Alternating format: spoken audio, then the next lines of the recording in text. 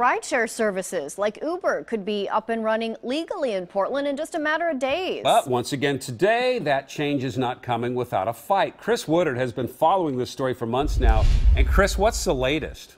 Oh, right now, Portland City Council members are actually hearing from a packed room full of people who have opinions on rules for companies like Uber and Lyft. As this process drags on, some are growing impatient, but the city is facing tough questions about what's fair. I like the personal connection that Uber brings. Kevin Novotny wants to drive. Sooner rather than later would be the best course. There are a growing number of people in Portland who want to start driving for Uber, and even more who want the opportunity to start ordering rides from their phone. People are super anxious. We hear from people every week.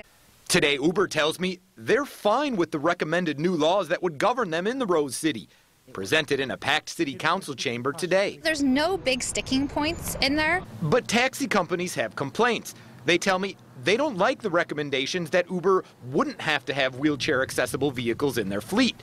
They don't like that Uber would be able to charge whatever they want while taxis still have a city mandated limit on pricing.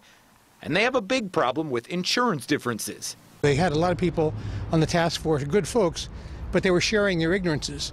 Documents show Uber and Lyft drivers would be required to have at least $1 million in coverage from the time they're on their way to pick up a passenger until the time they drop them off. But the required minimum drops when they're waiting for a ride to be ordered or just driving around. If somebody loses a leg, there ought to be a certain amount of money that's compensation for that, right? And it shouldn't depend on whether you have a passenger in the car or not. It should depend on, are you working for Uber at that time or not? Uber says they'd offer even more insurance with the passenger in the car than taxis do, but argue outside of that time, they shouldn't be treated like taxis. Now, in all of these recommendations, they're for what basically would shake out as a 120-day trial period.